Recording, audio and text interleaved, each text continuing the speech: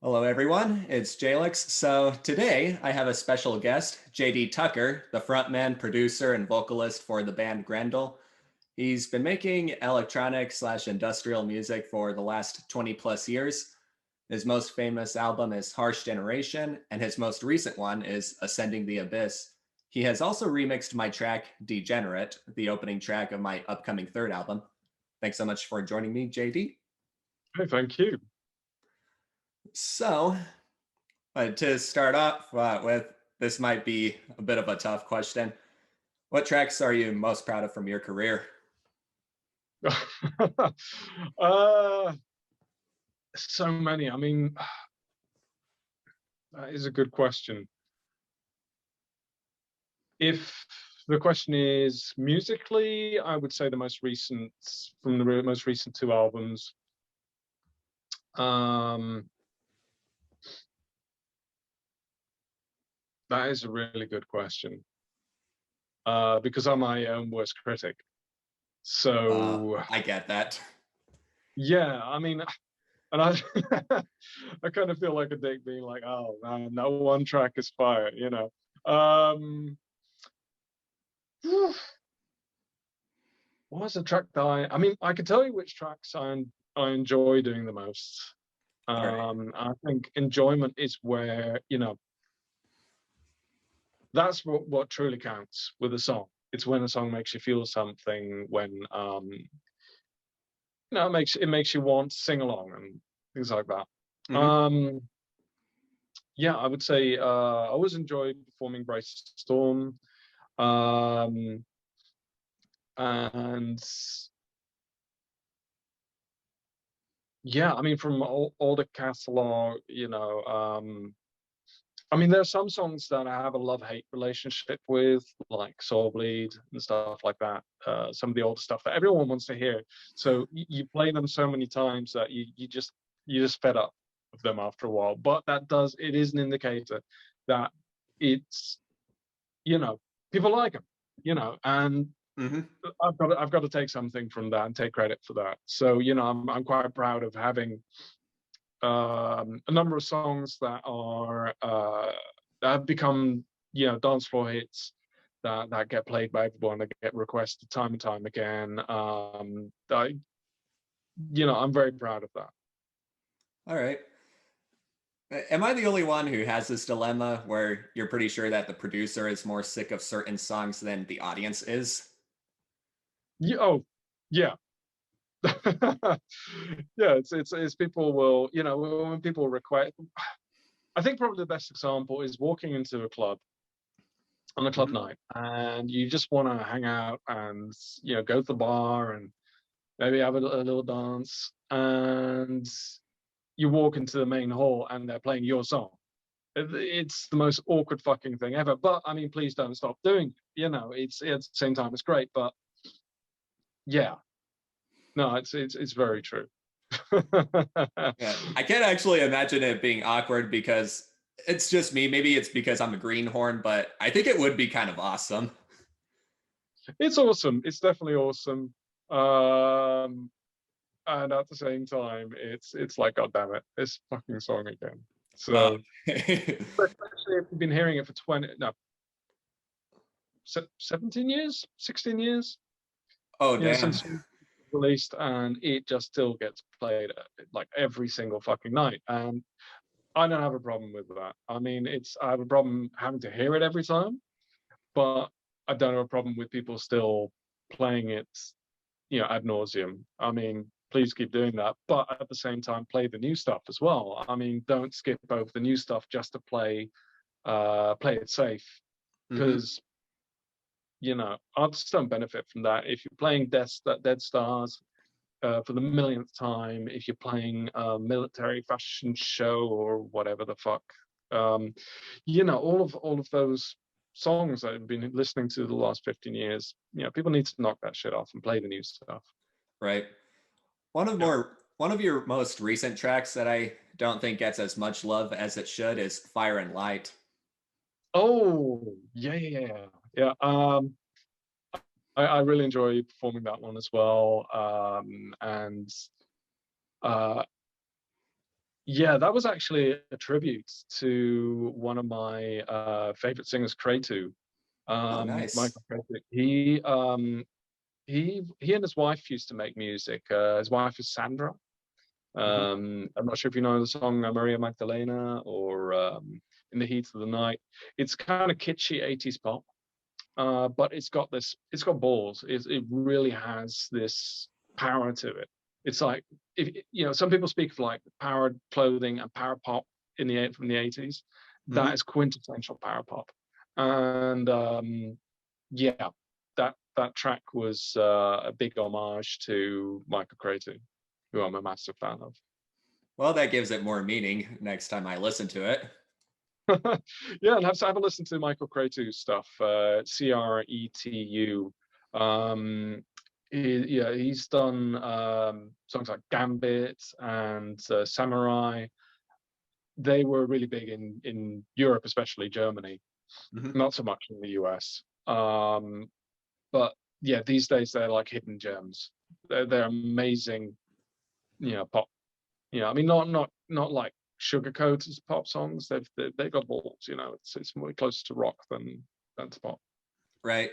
But it's Yeah. just me. This is my personal bias, but my idea of like the perfect pop song is something that's got just the right balance of like a guitar, piano, acoustic, and electronic and rock elements. Again, maybe Okay. it's probably because I listen to certain 2000s pop music that had those elements and sometimes some 80s, and I think that Okay. Madonna's True Blue album would fall under that category. Yeah, and I think that formula really represents where American pop music was at from late 70s up until late 80s, early 90s, definitely. Um, yeah, I mean, for for for me, like pop music in the 80s to early 90s was very synth based. That's what was big in Europe. Everything was going synth, and often with a heavier beat and things like that. Um, Hmm. so yeah, it's a different interpretation of that. And I think for me, the essential formula of a pop song, a good pop song, is when it. Well, I mean, I guess we're kind of saying the same thing. The core elements, and that's it. If you can have like four elements going and leave it at that, and have it still sounding powerful and catchy, you Hmm. got a good pop song. All right. Yeah. Yeah. So I was also kind of thinking, like, I was, I'm pretty sure I'm not the only fan that was a little taken aback with the change in style you did with the last two albums. And then kind of going through my own evolution as an artist, I was kind of thinking, this is evolution and this is okay. Yeah. Yeah. And uh, Sorry. so, what new genre would you call the genre that you've pretty much been making the last two albums? Because I don't think you can just call it industrial or EBM. No, I mean we've evolved from that. I mean that's at its core, it has those elements. It has the heavy bass line, it has the industrial. I mean, I guess it's like people are happy to call Nine Inch Nails industrial, and it's a lot more than that. I mean, to me, Nine Inch Nails, for instance, is like an angrier version of Peter Gabriel. They're really good. I mean, yeah, I mean, post-industrial has already been coined. I mean, essentially, that's what's pretty much everything is that we call industrial is post-industrial. Hmm. Um, yeah, what would I call it? I mean, does it have to have a name? Not really, no. It's just I was kind of thinking, well, I think it's a good thing if it's like it's. I think you've done a good job because it's like you've established a genre that I don't even know what to call it. I just call it like Grendel. Yeah, I mean, I think that's what every artist should do. So you know, market. I mean, it's easy to market it, I guess, if it has a name or something. I mean, you can categorize it, but yeah, I wish actually people wouldn't. I wish people would just be like, hey, new Grundle album. see what he's done this time, because God knows it changes, you know, every album. So yeah, I mean, at its core, I mean, it's to me, it's still, you know, it always have that body music and industrial roots to it. Hmm. You know, at its core, it is that. Um, but I'll throw anything in that I want. I mean, God, what was the one song? Falling Back Hmm. from the last album. That was actually, I mean, the album is actually like Asia's Disposable Body was full of homages as well. And I'll get to that in a moment. But that was an homage to Latin freestyle pop. Oh, nice. I wouldn't have guessed. Yeah, well, yeah, it has that sort of elements of what's it, uh, Miami Sound Machine, or Noel, um, oh God, what's his name? Um, Bobby O. I mean, there's elements of all these things in there, and the way I say, the way I do the vocal line, my phrasing, all of that is freestyle. It's freestyle, 80s freestyle music, Huh. but I've thrown it into an industrial formula, and so that's what came out, and that's kind of what I was experimenting with the whole album was, or playing around with was, taking things that I love that have fuck all to do with industrial, you know. Or I mean, maybe they're more to do with industrial than we think, you know, post-industrial. And just throwing it in for good measure to see what came out, and yeah. Right. I kind of noticed this happens with a lot of artists. I noticed that they're kind of expected to have a consistent style with singles and with remixes, but when with their albums as a whole, they're kind of allowed more, what's the word, creative freedom, and they're allowed to experiment a little more and a little more inconsistency. Yeah, yeah, I think traditionally, definitely. Um, it'd be interesting to see, yeah, how that evolves, because, you know, I mean, everyone's going to have to be moving single based soon. Just albums are not a, you know, in with the current model with Spotify and, yeah, and digital retail as a whole. I don't really think albums are a smart move anymore, unless you're doing something with an ongoing story, and, you know, there's like a very clear theme throughout, and you really want to have a message that you want to convey throughout, Hmm. that you can't convey in one song, which, you know, I think, yeah, as an artist you should at least try to convey a message within one song, and that's something I'm focused, you know, I'm keeping in mind now. um yeah, hopefully people will open up to artists doing something different every single, and I'm actually really excited to see how enthusiastic people have been regarding what Daniel was doing with the Stay Perfection. Yeah, every single that he's releasing has been different this past year. Oh yeah, I kind And of noticed, but it's like you could still kind of call it industrial pop, as he would like to call it. yeah, yeah, and I think he plays it very well. You know, the like we're talking about earlier, you know, the four, he can have like four core elements. I mean, that's pretty much the song. You know, there and there's little things going on around the peripherals, but essentially it's minimalist, and I think that makes it pop. And he's taking different aspects of industrial music, definitely. Anyway, I think we're kind of on the same track in that way, you know, with what we're doing. We're bringing in different things, but yeah, no, I think it is exciting that people are opening up to that, and it's, you know, getting me excited about releasing new things again and experimenting a bit more. And you know, I mean, you always have the people who want to, you know, hear Harsh Generation or something, some style I did when I was in my 20s or late teens.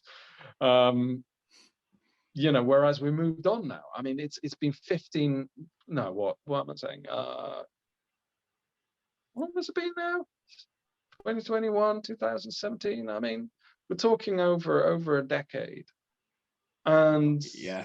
what worked back then and what was exciting back then isn't necessarily exciting now. You know, I mean that in the context, you know, sure, and you know, people can still listen to that album and it's great, but you know, we all evolve and Right. And you kind of figure yeah, that that the harsh generation style has pretty much run its course. I think the songs themselves are still great to play. You know, I still pop on the album for old times, you know, once in a while.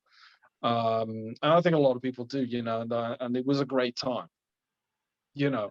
But would I want to be making that album over and over and over again? And I know there are bands out there that do that. You know, they just stick to the same style. They release the same album, essentially over and over and over again. Not to mention any names. No, I'm not. I mean, it would be a case of, you know, which one. And yeah, sure, you have a core group that's really devoted and all that. Will you grow? Will you grow personally? You know, will your fan base grow? No, no, you're always going to remain with that. And it's a personal choice. I don't want to do that. And luckily, I've got a fan base, you know, who are very dedicated, who are open-minded and are keen to, you know, go with me on this journey. Mhm. Sadly, some who don't, well, tough shit. Yeah. Yeah. Yeah, can't please them all. So Yeah. So, well, one thing that I think I would have to kind of disagree with you about is that it's just me, but I kind of want to continue releasing albums because I kind of see releasing a single as the equivalent of releasing a short film, but I see releasing an album as the equivalent of releasing a movie. yeah, yeah. No, I think you do have a point there, and yeah, album does allow for more, allow an artist to elaborate more. That's for sure. Yeah, and I think it kind of gives the audience like an onslaught of songs, and then you can pretty much take a 2 year or 3 year break until the album runs its course, and people want something more than just a new single every month or 2 months per se. Yeah, yeah, that's true. However, you know, you can also do an album and release it as singles. You know, like certain people are doing now. So there's yeah, I think yeah, it does come down to personal choice, but I think efficiently, singles are the way to go, especially if you want to remain relevant. You release an album and you only get the attention, you know, like maybe for a month after that album has been released from the press, and then it dies down again. However, if you spread that album out over a year, you're constantly getting coverage and limelight. So I think that is the way to go. But that's a whole business side. That's more business than creative. Um, Right. yeah, yeah, it's a tough one. I think it really is personal preference from an artistic point of view. That's for sure. Yeah. All right. Yeah.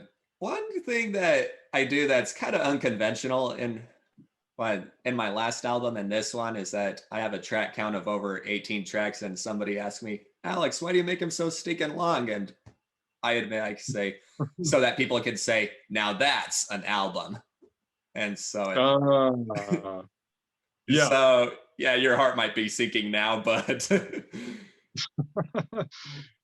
No, no, it's I was I think Grendel songs are like longer than the average songs.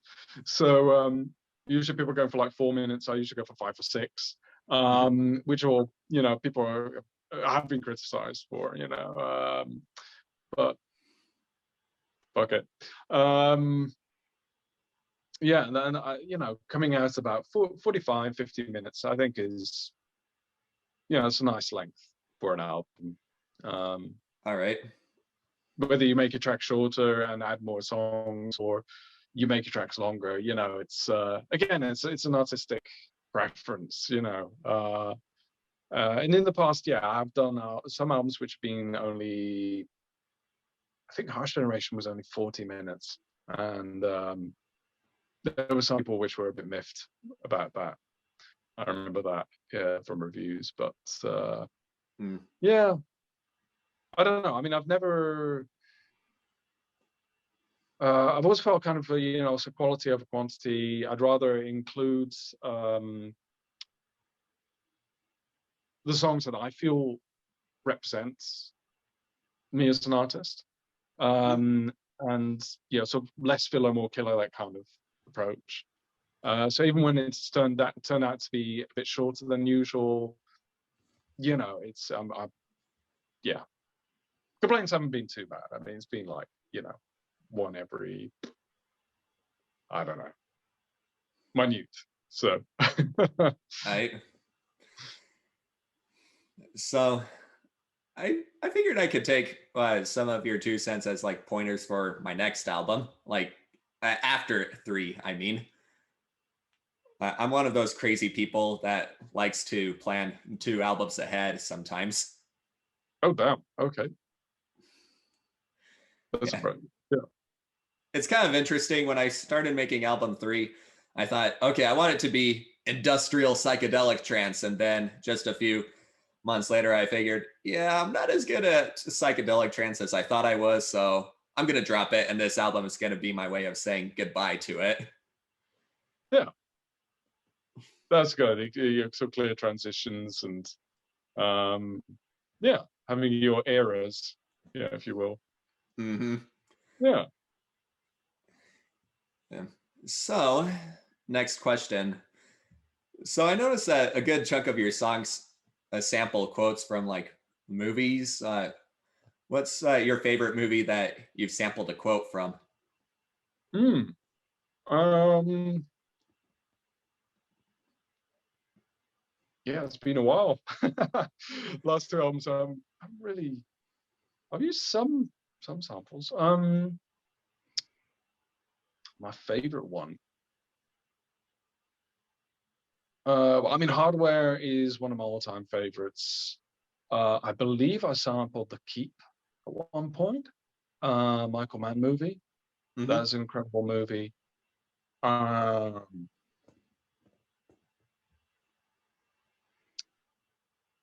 yeah, that is a good question.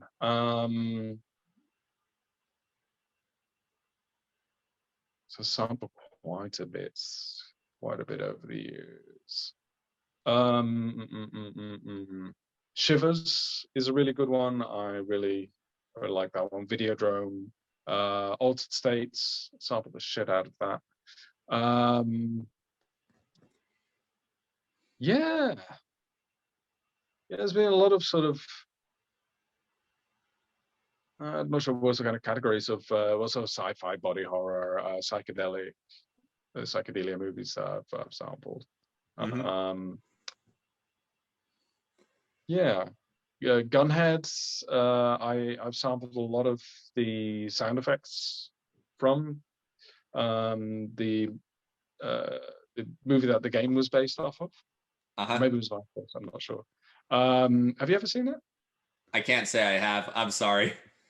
It's a, I mean, these days surprisingly obscure Japanese American collaboration, and sort of like a sci-fi flick.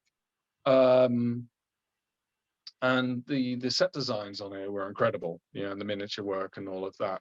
And it's such a shame that it has been, forgotten over time. It's one of those movies, a bit like Hardware was for a long time, that the only way you could get it was to get a bootleg.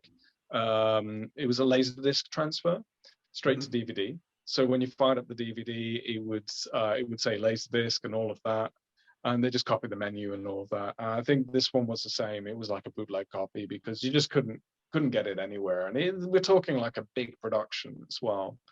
So really weird. But yeah, that one's definitely worth checking out.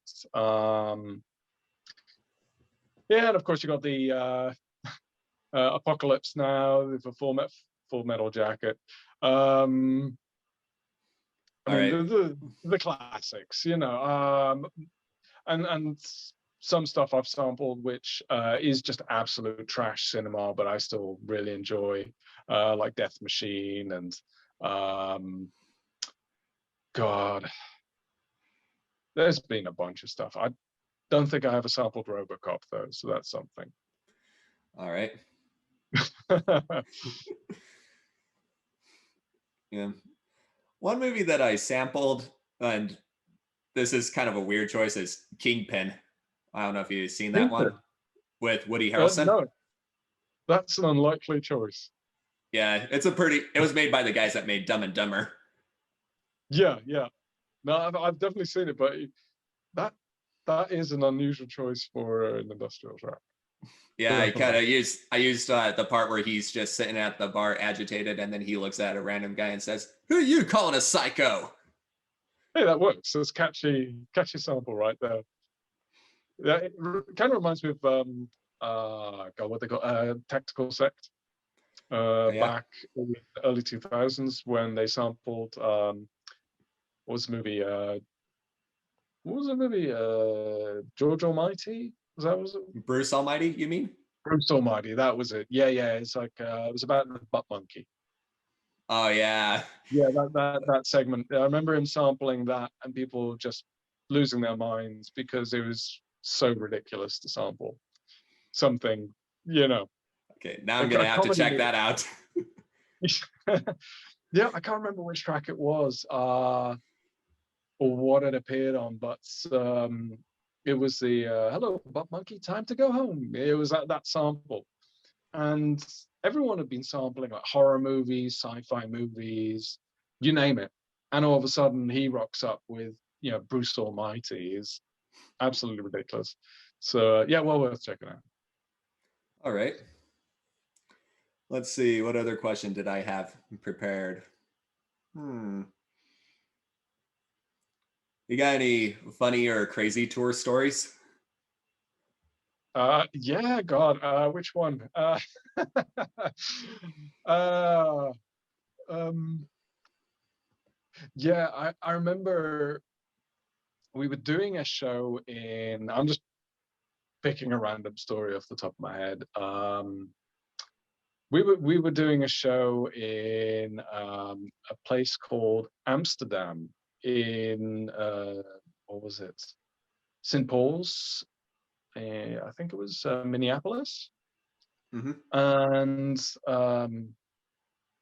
yeah, well, so while while we were sort of setting up stage, I was backstage and I could just hear this girl yelling, "Tim, Tim, Tim," and I was like, "Who?" Because I mean, I don't know that many Tims that play in our kind of bands, and I suddenly thought, "Wait, has somebody mistaken Ben for Tim Van Horn?" So I wait and I hear the girl again. She's like, "Tim, Tim, it's me." And I hear Ben going, I'm not Tim. I'm not Tim. I'm Ben. And she was belligerently drunk. And throughout the show, she would not stop yelling for Oh. Tim. After the show, we had to remove her from the backstage because she was going up to Ben and trying to throw herself at him. And he was still going on like I'm Ben, I'm not Tim. And she would not buy it. She was getting angry about it. And in the end, we had to get security and get her thrown out. I mean, that's probably the most like ridiculous. I mean, we still talk about that. I mean, that's pretty mild. I mean, a lot of stuff I of course can't speak about publicly. Oh um, dear. yeah, but funniest moments otherwise. Oh God. The last tour we had, God, I mean, people were just busting their heads open literally the whole tour. We had people falling off stages, knocking their heads for some reason. It was like every other fucking day it seemed like somebody fell, or and whatever happened, they bust their head open, so we had somebody bleeding. Yikes. Yeah, it was it was weird. Yeah, God.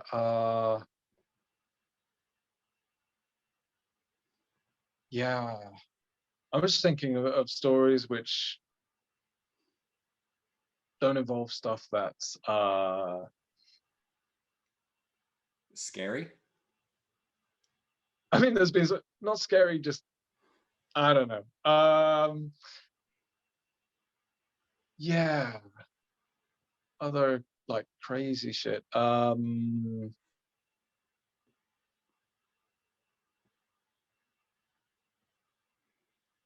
Yeah, we had a bunch of stuff. Um, hmm. Hmm. Trying to think of something good. Uh,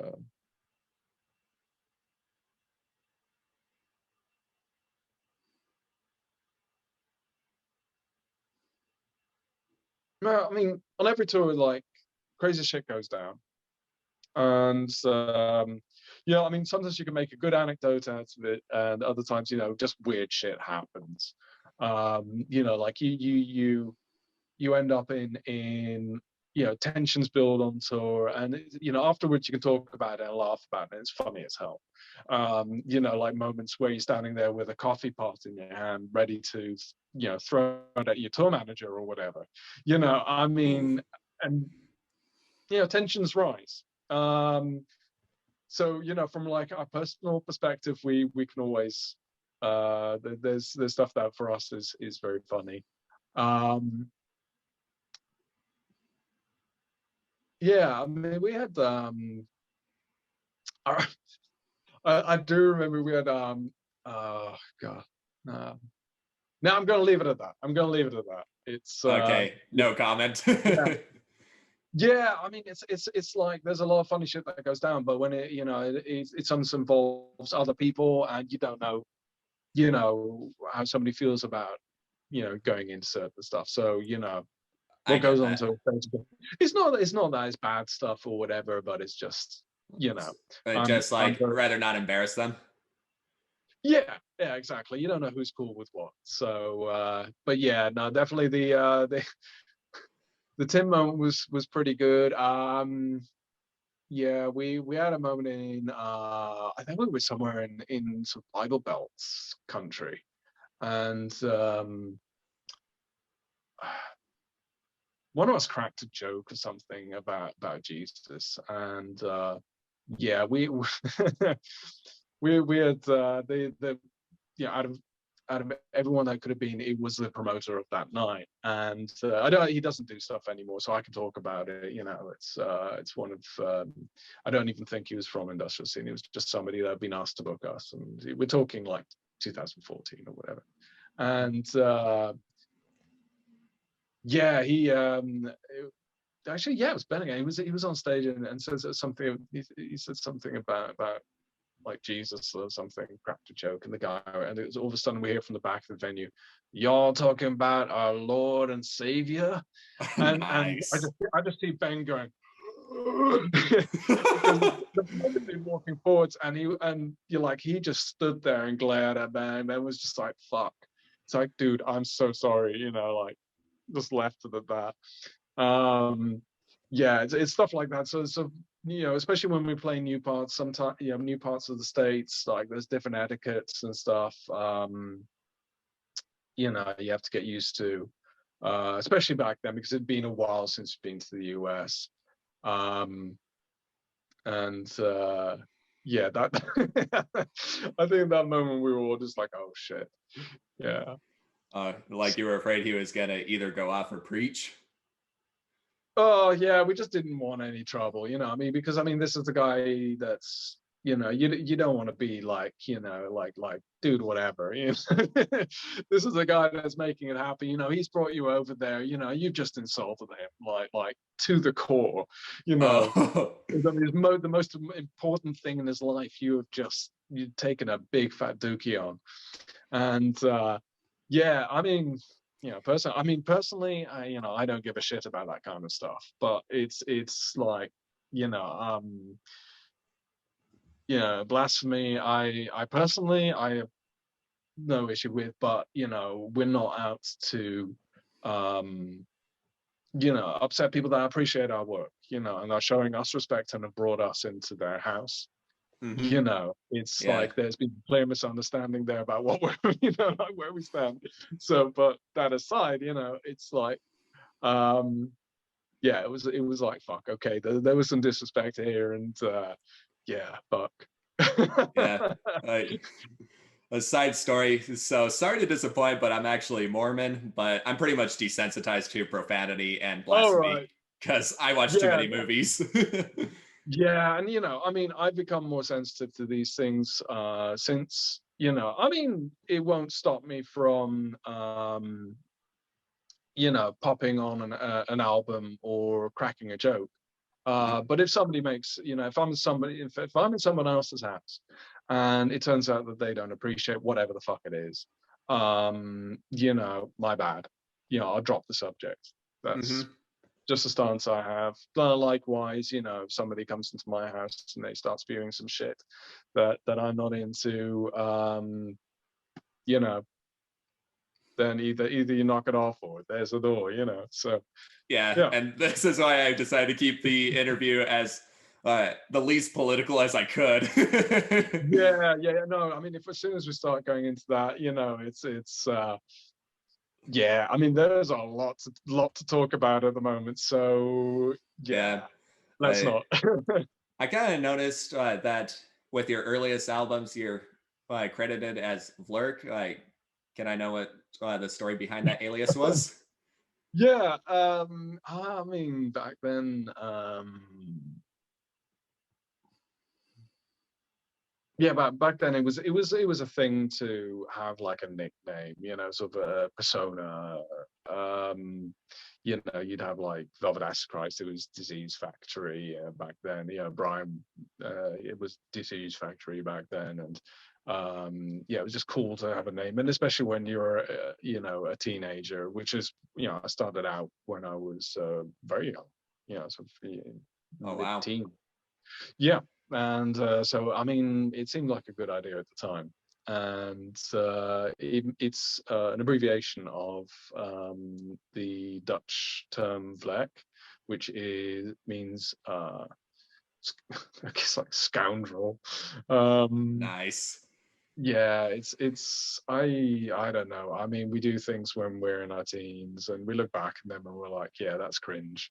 But to be cringe is to be free. So Hmm. um, yeah, I mean, it was something that seemed like a good idea at the time, and then I grew up, and so I was like, yeah, that's some bullshit, and dropped it and went with my own name because it's much better, Ah, and people can actually look you up, and you can get credited for stuff. If you go and do other things, you can be like, hey, I did that, and people don't ask you who is this VLRK person, like yeah, so. just like so they know like who to address if they're gonna want say a remix or anything like that.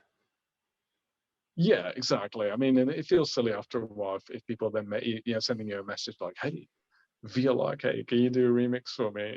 It's like you're like, okay, this is weird. Nice. Yeah, All right. I guess Brian felt the same way after a while, and the other people who, Ogre as well. I mean, probably if you walk up to Ogre and you're like, "Hey, Ogre, Ogre," he's like, "No, just call me by my, like by my real name." It's Mhm. it must have got a bit old for him as well, I guess. So Yeah. So, last question I prepared. What are some other things you'd like to venture to artistically? sorry, I didn't quite catch that. What are some other things you'd like to venture to artistically? Um, Well, I'm doing mixing and mastering now, full time freelance, which is going really well. Got a growing client base for that, and I consider that an art, even though it's largely technical. There's still um, an empathic element in it. You're trying to understand what the artist is going for, and to really get the best out of it. I mean, mastering is purely glossing whatever the person is doing. It's just making it sound better. You're putting the gloss on the track. But when it Mm-hmm. comes to mixing, there is definitely a creative element, an artistic element. Um, yeah, I mean, I'd like to get back to drawing and painting. I haven't done that in years. I've got back to playing guitar, of course, which you can also hear on the last albums. I had Eric do the final guitars, but yeah, so work them out with him. So I've got back to that. I'd like to do more with that. Yeah, I always enjoy photography as well. Nice. Yeah, I would say I've been told I've got an eye for it, so I just need to I need to practice more with it. So now I'm living in Scotland these days, so there's enough to enough to photograph. Mm-hmm. Beautiful landscapes, stunning architecture, um, you know, cemeteries, church, you name it. I mean, it's all here. Yeah, which Uh, we can see on your Instagram. yeah, Yeah, I'll be yeah. sure to put that in the description.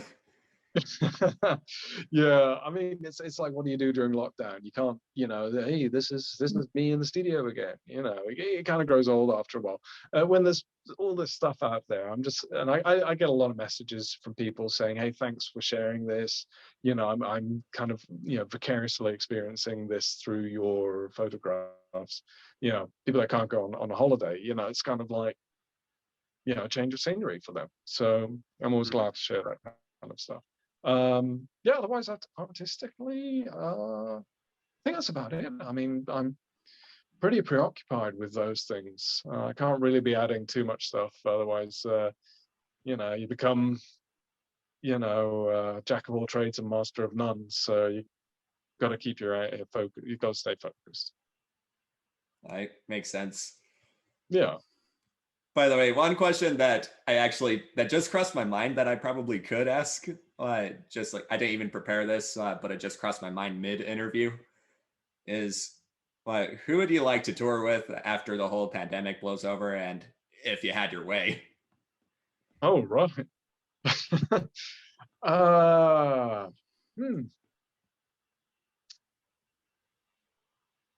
that is a good question. I mean, I really like what's a lot of the new US bands like I mean, they've been going for a few years now already. I mean, we've been in this pandemic as well for a year now. I really like Corrine, Twin Tribes, uh yeah, who else? Hyde, I think, are incredible. I mean, it really is also a question of who'd work with us, who would be a good match, for our audience. But yeah, if I had it my way, I mean, shit, I would, um, yeah, I'd like to say lingua ignota, but that would never work. I mean, it's just non-compatible. But I fucking love her music. Um, as like supporting, you mean like me choosing who would support us? Like either that or who you would support, either or. Oh, okay. Yeah, I mean, fucking Youth Code. I mean, I fucking love those guys. All right. And yeah, I mean, that could work both ways. I don't know. Yeah. Oh, Physical Wash, I think, is doing wicked stuff. I absolutely love his music. All right. Um, yeah, Empty Streets. I'd take him on the road for sure. Ophelia, Panic Lifts. I think is doing great stuff now. I've just mastered his mixed, actually fully mixed, his next two singles, and I can tell you they're amazing. They're really really good. He's going more in that. He's kind of figuring out where he's going, but there's definitely a bit of more of an influx of that kind of Deftones kind of Mm-hmm. sound to it. It's really cool. It's really cool. I like what he's doing. Carver is doing great stuff. Morris Black, of course. Oh, I was about to say, yeah, Morris Black is actually Yeah, someone I would actually like to tour with if I ever got to that yeah. point. And he seems like a really sound guy as well. You know, he's really a nice guy. I mean, there's so many great American bands right now.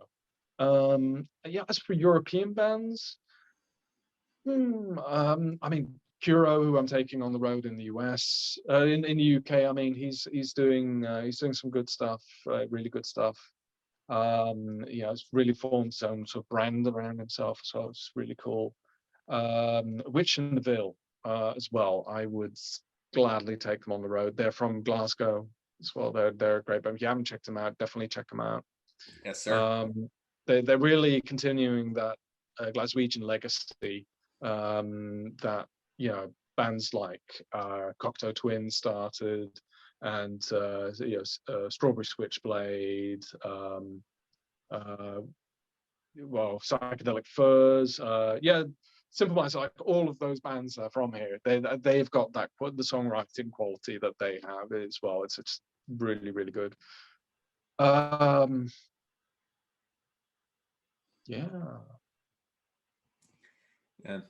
This might I be think, a. I mean, I'm sorry, you go first. oh no, I was just going to say there are just so many great artists out there that I feel should be. I mean, they are getting a lot of attention already, and I feel that they deserve every bit of attention that they can get. Right. Hmm. Yeah.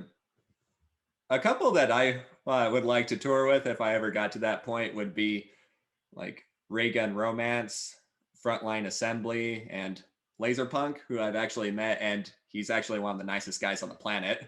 Oh, Laserpunk's awesome. Yeah, yeah, yeah. He's a really sound guy. Yeah, we talk regularly. He's really nice. Yeah. Yeah, I shouldn't say nice. He's a badass. All right. That's a good way to put it. Yeah, it's kind of interesting. It's like I see like his promo photos and like he looks like all tough and badass, but it's like I met Some him once alpha post shit. show and it's just like he's really good.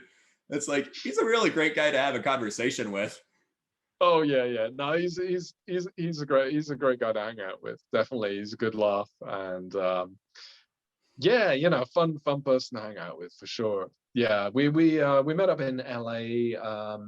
He'd done a show the night before, I think, and in Tampa, when I was living close to Tampa, and Mm-hmm. yeah, I get along well with him. He's a cool guy for sure. Yeah. So, in the words of Forrest Gump, that's all I have to say about that. It's pretty much all the questions I got. Well, thank you very much for having me. It's been an absolute pleasure. Yeah. Thanks so much, JD. You have a good one. Cheers, you too.